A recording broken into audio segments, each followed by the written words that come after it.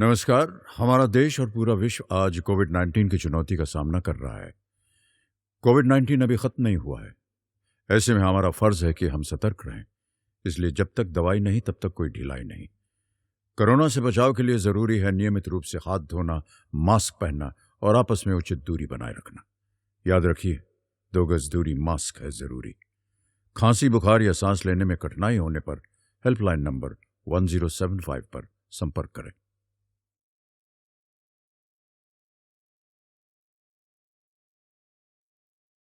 Hello everyone, नमस्ते। मेरा नाम है अमित जैन। आज मैं आप लोगों को व्यावसायिक शिक्षा के अंतर्गत चलने वाले एनएसक्यूएफ लेवल 4 या क्लास 12 के सेक्टर इंफॉर्मेशन टेक्नोलॉजी का यूनिट 1 फंक्शनल इंग्लिश का लेसन 1 कस्टमर सर्विस रिप्रेजेंटेटिव पढ़ाऊंगा। तो चलिए शुरू करते हैं चैप्टर 1 को। इसके अंतर्गत आज हम पहला जो टॉपिक पढ़ेंगे वो पढ़ेंगे फंक्शनल इंग्लिश, यानी कि कार्यात्मक अंग्रेजी क्या होती है। फंक्शनल इंग्लिश को अंग्रेजी भाषा के उपयोग के रूप में समझा जा सकता है, जो विशेष रूप से कुछ कार्यों को करने के लिए उपयोग किया जाता है। एकेडमिक प्रदर्शन और करियर की प्रगति को बढ़ाने के लिए फंक्शनल इंग्लिश को एक नींव विषय के रूप में पढ़ाया जाता है। इसके अलावा फंक्शनल इंग्लिश का उद्देश्य सुनने, बोलने, लिखने और पढ़ने में शिक्षार्थियों के संचार कौशल को विकसित करना है। इसमें मुख्य ध्यान इस बात पर दिया जाता है कि वास्तविक जीवन की स्थितियों में अंग्रेजी का उपयोग कैसे किया जाता है।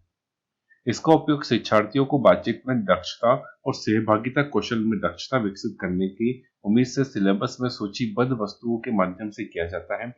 साथ ही उनसे यह भी अपेक्षा की जाती है कि वे व्याकरण के संचार का उपयोग करना सीखें, ताकि वे अंग्रेजी में प्रभावी और कुशल संचारक बन सके। इसी के चलते आज का हमारा जो अगला टॉपिक होगा वो है who is a customer service representative. ग्राहक सेवा प्रतिनिधि कौन होते हैं? A customer service representative, who is an employee of an organization or a business unit, act as a link between the customers and the organization to answer questions or problems faced by a customer on behalf of this organization. एक customer service representative जो किसी संगठन या व्यावसायिक इकाई के ग्राहकों को इन्हीं संगठन आदि की तरफ से किसी ग्राहक द्वारा पूछे गए प्रश्नों के उत्तर या समस्याओं के समाधान करने के लिए ग्राहक और संगठन आदि के बीच में एक कड़ी के रूप में एक कर्मचारी होता है। Customer service representatives are most popularly known as CSRs। ग्राहक सेवा प्रतिनिधि को CSR के रूप में भी जाने जाता है और कई जगह पर कस्टमर सर्विस रिप्रेजेंटेटिव्स को कस्टमर सर्विस रैप भी कहा जाता है। इसमें रिप्रेजेंटेटिव शब्द का पहले 3 अक्षर REP इस्तेमाल किया जाता है। CSRs में भी डायरेक्ट रिप्रेजेंटेटिव्स और calling agents of their businesses. CSR जो होते हैं वे अपने व्यवसाय के प्रत्यक्ष प्रतिनिधि या कॉलिंग एजेंट हो सकते हैं।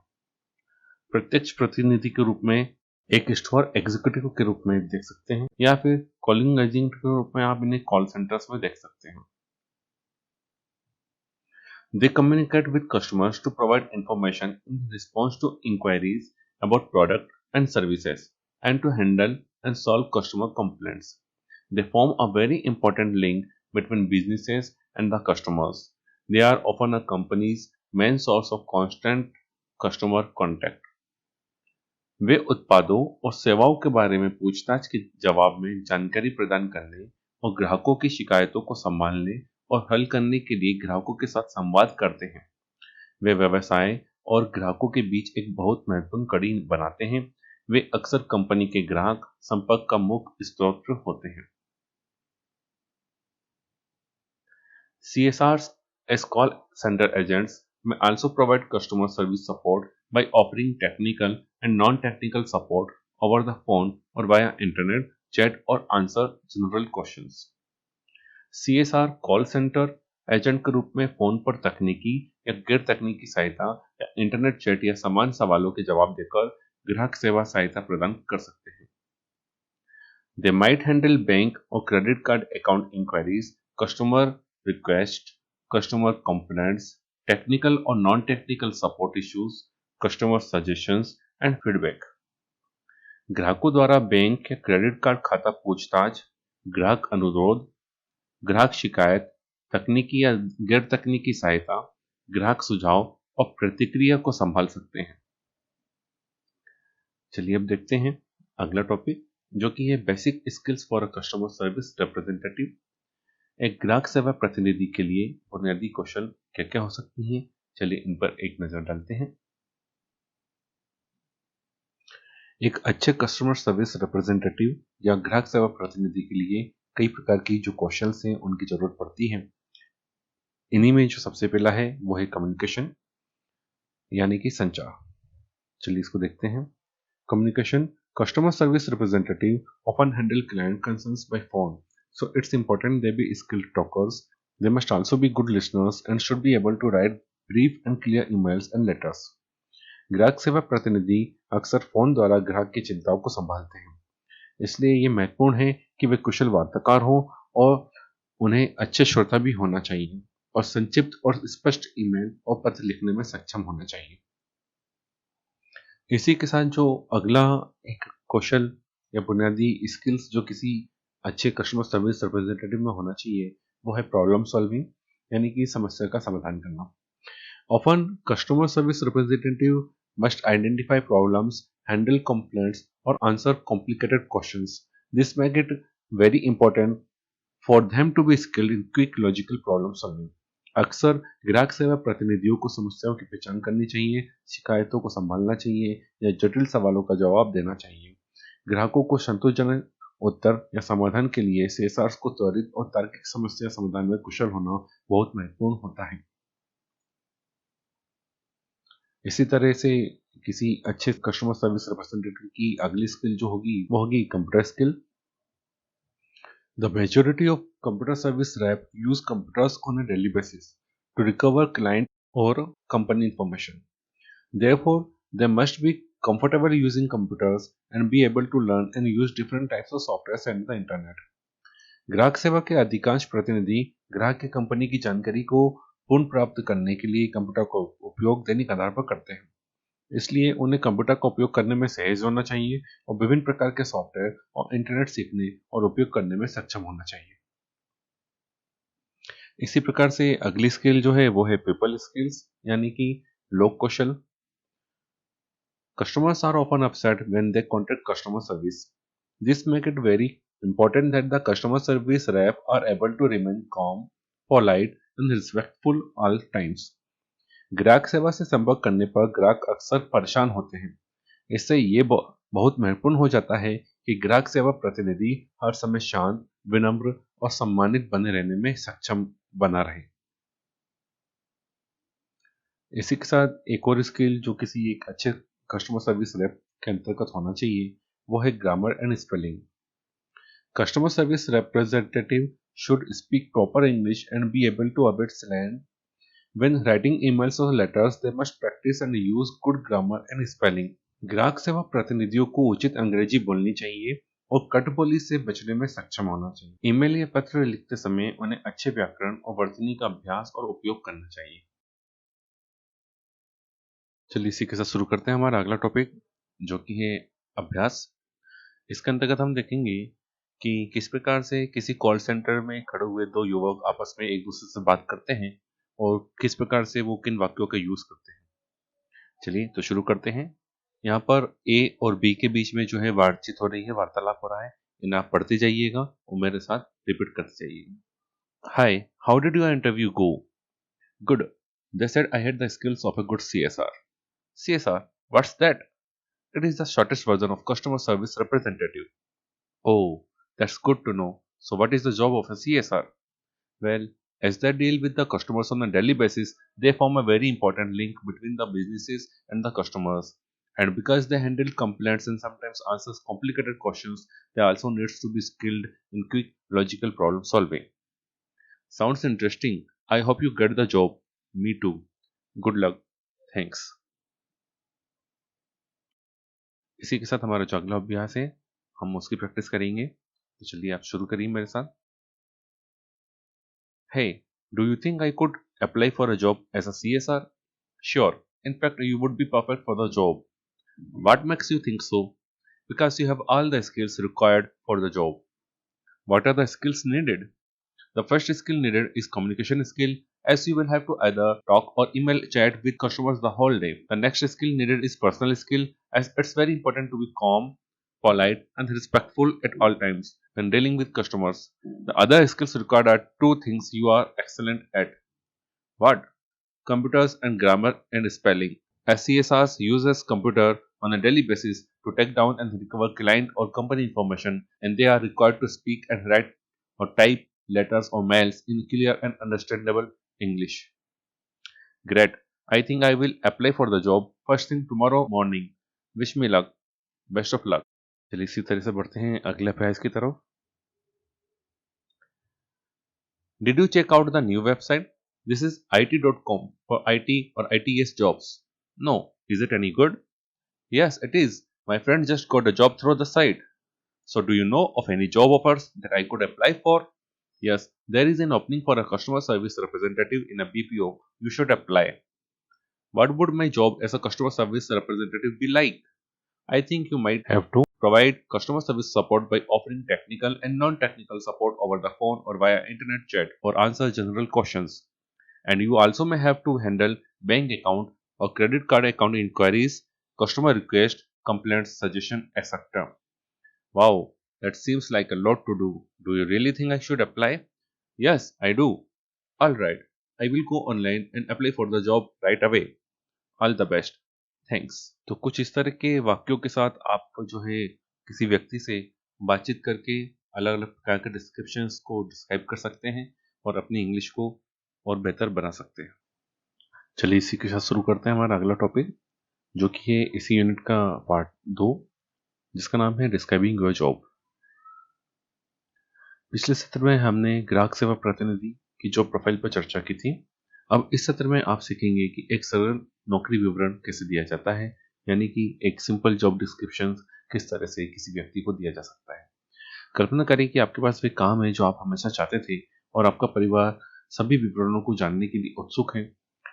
इस तरह की सिचुएशन में आप निम्नलिखित प्रश्नों के उत्तर दे सकते हैं, जैसे तुम क्या करते हो, तुम कहाँ काम करते हो, आपका कार्यालय कहाँ स्थित है, आप वहाँ कितने समय से काम कर रहे हैं, अपने काम के समय क्या क्या है. इस तरह के क्वेश्चंस को आंसर करने के लिए मैं आपके सामने यहाँ पर एक छोटी सी जो है ब्रीफ समरी बता रहा हूँ इस सिचुएशन को लेकर, जिसको आप एक बार पढ़िएगा, समझिएगा, और उसके बाद हम देखेंगे इस छोटे से पैराग्राफ से संबंधित जो भी सेंटेंस या क्वेश्चंस जो बनते हैं उसको किस तरह से हम किसी व्यक्ति के सवाल पूछने पर उसका जवाब दे सकते हैं. Sahil works for a call centre called Contact One. Sahil जो है, साहिल नामक जो लड़का है, ये कॉन्टेक्ट वन नामक कंपनी में कार्य करता है जो कि कॉल सेंटर है. He is a customer service representative. वो वहां पर एक कस्टमर सर्विस रिप्रेजेंटेटिव के रूप में कार्य करता है. His job requires him to answer all incoming calls from customer and help them solve their issues.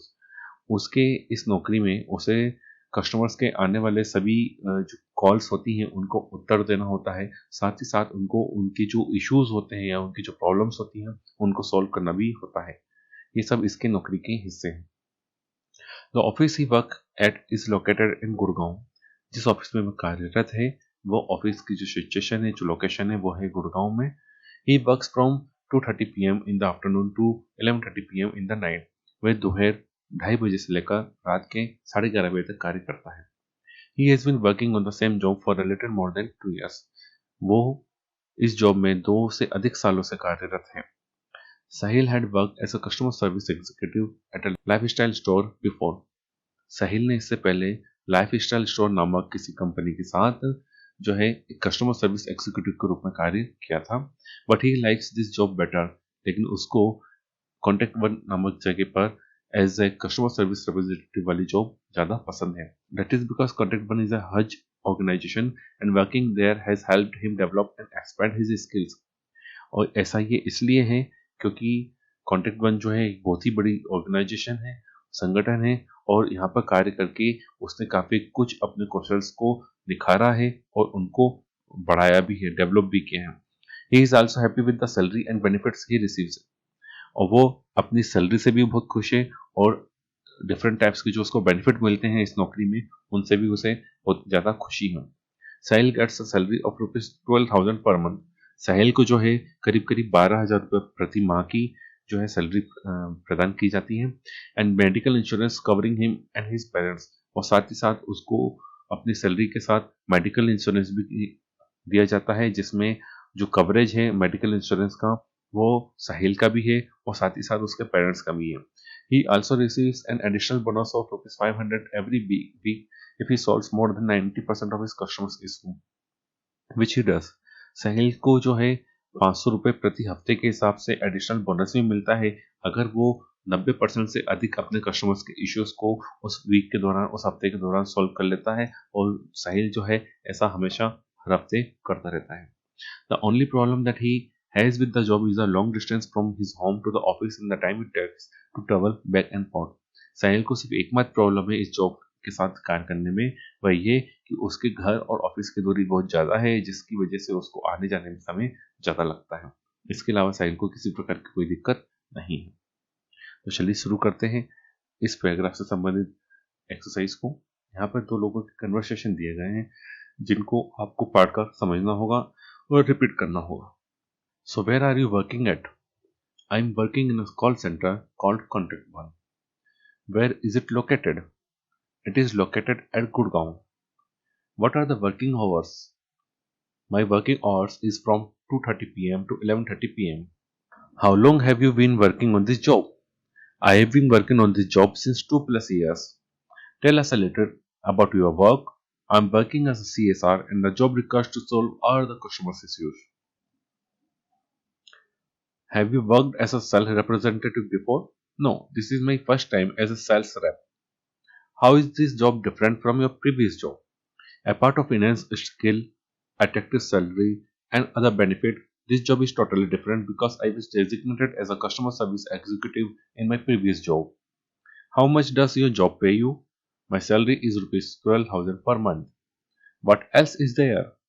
That's a weekly bonus of ₹500 for solving 90% of total customers' issue. So, is there anything that you do not like about your job? Yes, it's the time it took. Yes, it's the time it took to travel back and forth from my home and the office due to long distance. तो चलिए शुरू करते हैं इसी के साथ हमारा अगला टॉपिक जो कि है बेसिक ग्रामर।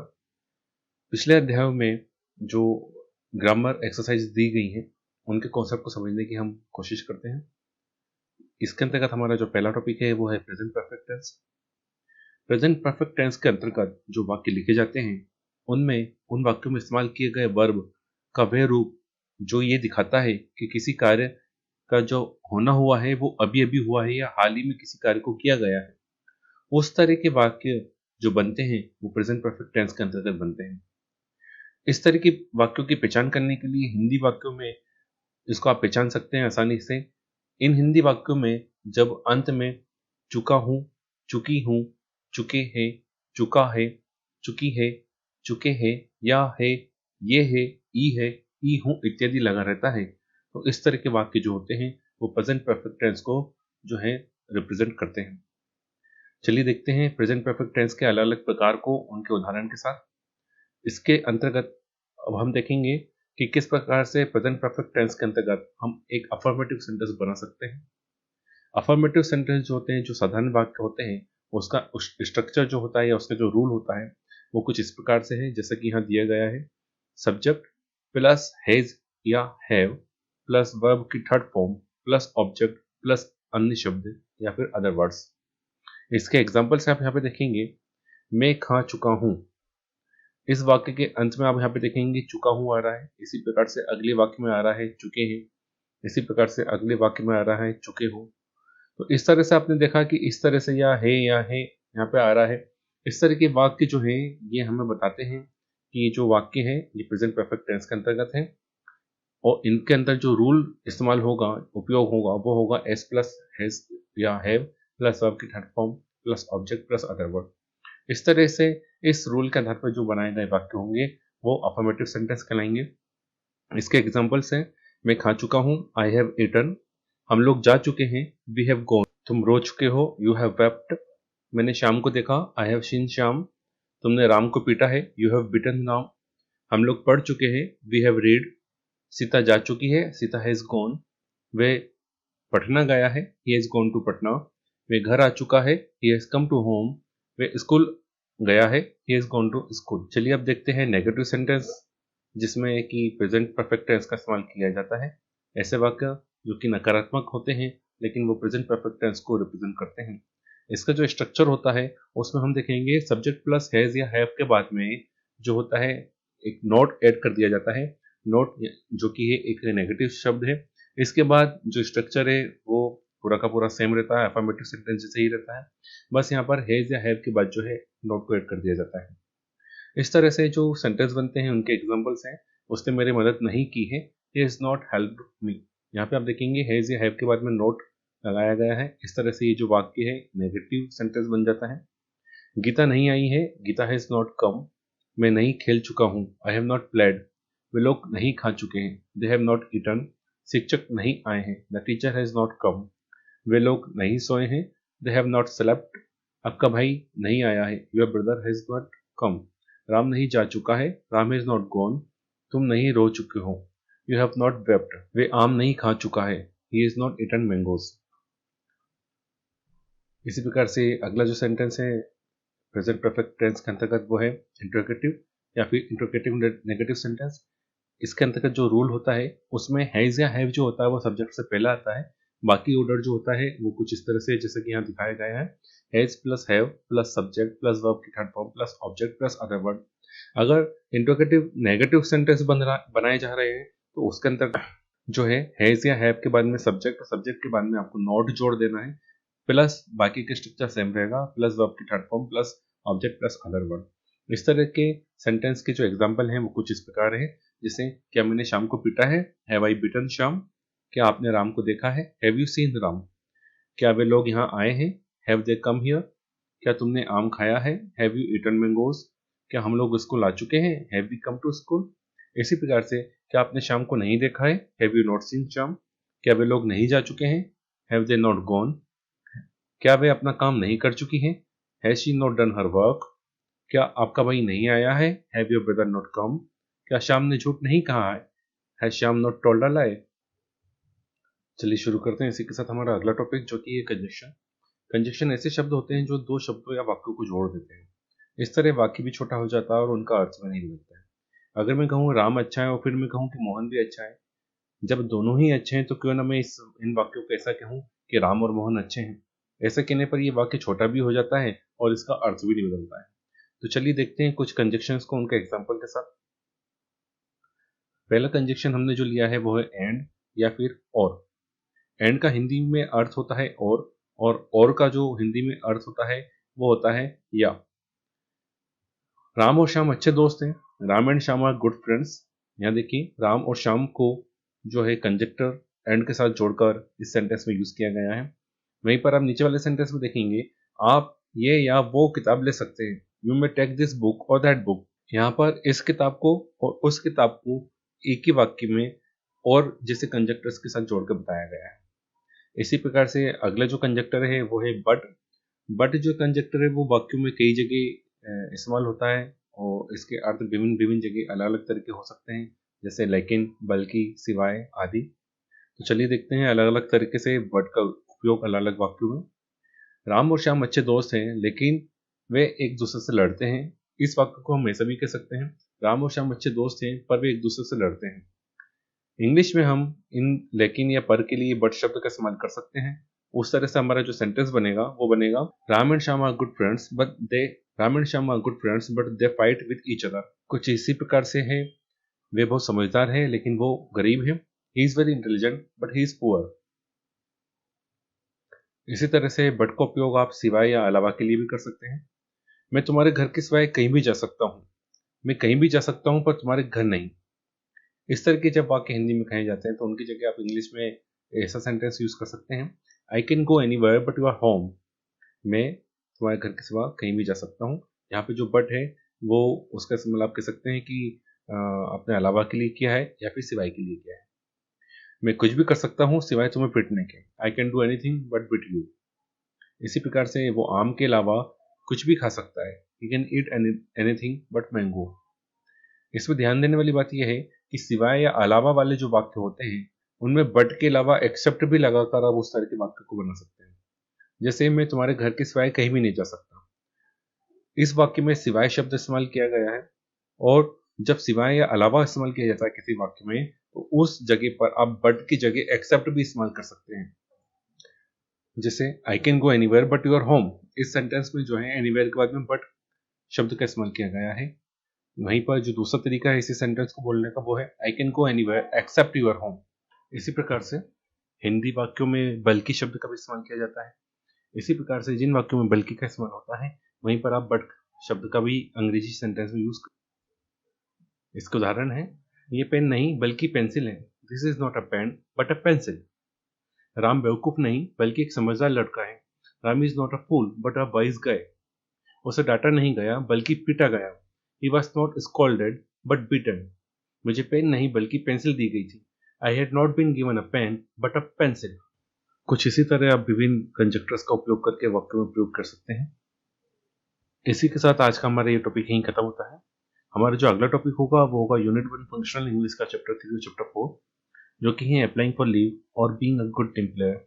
इसके अंतर्गत हम इसी पार्ट से संबंधित टॉपिक्स कवर करेंगे, जैसे what is the leave application और टीम प्लेयर। इसी के साथ मैं आपसे विदा लेता हूँ। Thank you, thanks a lot. किशोर अवस्था संबंधित समस्याओं के परामर्श हेतु समर्पित उमंग किशोर हेल्पलाइन के टोल फ्री नंबर 144225 पर संपर्क करें।